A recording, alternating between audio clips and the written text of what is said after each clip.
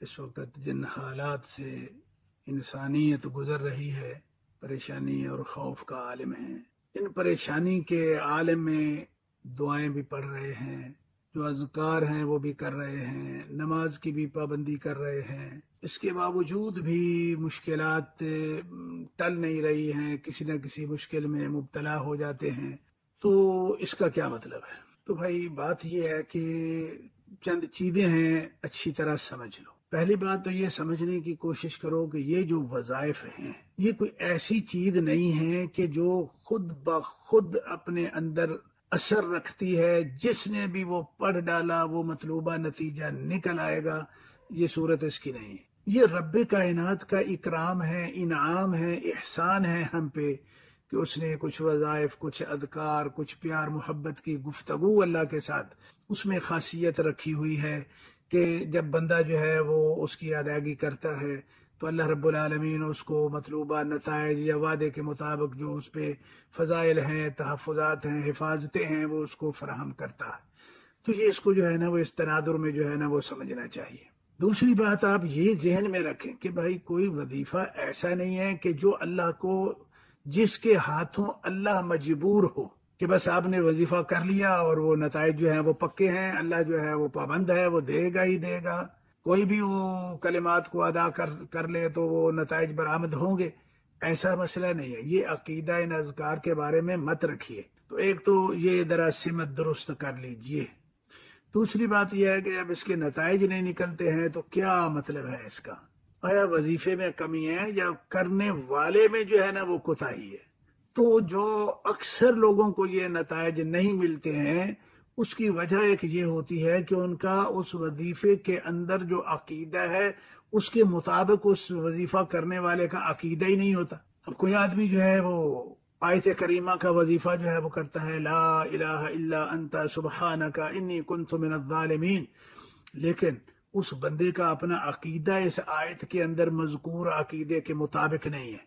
اس آیت کے اندر توحید ہے، توکل علی اللہ ہے، اللہ کے ساتھ ہی تعلق کی باتیں ہیں، لیکن جو کرنے والا ہے وہ مشرک ہے، اس کے کئی جگہ پہ جو ہے نا اس نے اپنے مراسم بنا رکھے ہیں۔ تو اب یہ باتیں اب اللہ کو تو یہ پسند نہیں ہے، اور وہ اس کو پڑھتا ہی ایسے ہے۔ میں مثال دے رہا ہوں آپ کو کہ مثال کے طور پہ اللہ رب العالمین نے آگ ہے اس میں خاصیت رکھی ہوئی ہے کہ اس نے جلانا ہے۔ وہ کافر جلائے تو بھی جلائے گی، مسلمان جلائے تو بھی جلائے گی، کوئی کسے باشت وہ لگائے، وہ اس کے اندر رب کائنات نے خاصیت رکھ دی ہوئی ہے بس۔ تو بھائی وظائف کا معاملہ جو ہے نا وہ یہ نہیں ہے۔ وظائف کا جو معاملہ ہے یہ تو اللہ کے ساتھ پیار محبت کی باتیں ہیں۔ اگر پیار محبت سے کریں گے اور محبت کے آداب کو ملحوظ رکھ کے کریں گے نتیجہ بھی نکل آئے گا، اور اگر جو ہے وہ دل کے اندر اللہ کے ساتھ جو ہے وہ بد اخلاقی ہے، شرک ہے، بدعت ہے وغیرہ وغیرہ، تو کہاں نتیجے جو ہیں وہ نکلیں گے۔ اب اسی طرح رمضان گزرا، کئی ساتھیوں نے جو ہے نا وہ بات کی کہ جی رمضان میں ہم نے دعائیں بہت کی، لیکن دعا، بھائی یہ نہ رمضان کا قصور ہے نہ دعا کا قصور ہے۔ اب یہ فرمائیے کہ رمضان آپ نے روزہ رکھا کیسے؟ جو شرطیں ہیں، جو آداب ہیں، وہ آپ نے رمضان کے ملحوظ رکھے، اس پہ توجہ دی آپ نے۔ تو اگر کچھ دعا نہیں قبول ہو رہی ہے، نہیں آپ کی کچھ بات بن رہی ہے، تو آپ یہ سوچیں نا کہ آپ کے عمل میں خرابی ہے، آپ کا طریقہ جو ہے وہ غلط ہے۔ اب ایک دوائی ہے وہ تو اس کی تاثیر تو ہے نا، اب وہ حکیم نے جیسے بتائی کھانے کے لیے ویسے تو آپ کھا نہیں رہے ہیں، اور قصور جو ہے وہ حکیم اور دوائی کا نکال رہے ہیں، تو یہ تو غلط بات ہے بھائی۔ جو پرہیز بتائے وہ آپ نے کیے نہیں ہیں۔ اب جی دوائی نے اثر نہیں کیا، اب دوائی بھی مجرم ہو گئی، حکیم بھی مجرم ہو گیا۔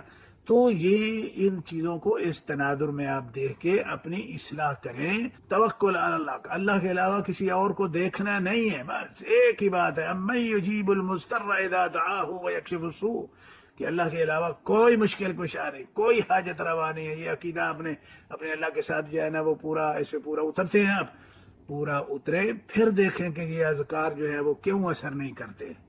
ان کا اثر ہے۔ تو بہرحال ان آداب کا جو ہے نا وہ خیال کیجئے، اس کے بعد جو ہے وہ آپ کریں، دیکھیں۔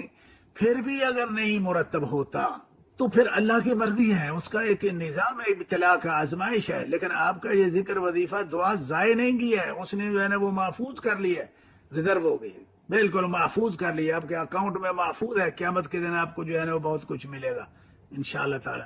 تو یہ طریقہ کار ہے اس طریقے پہ آپ کریں گے انشاءاللہ اللہ تعالیٰ ضرور جو ہے وہ سنے گا، یہاں نہیں تو اس کا ثواب آخرت میں ملے گا انشاءاللہ۔ بس ان آداب کو ملحوظ رکھیے۔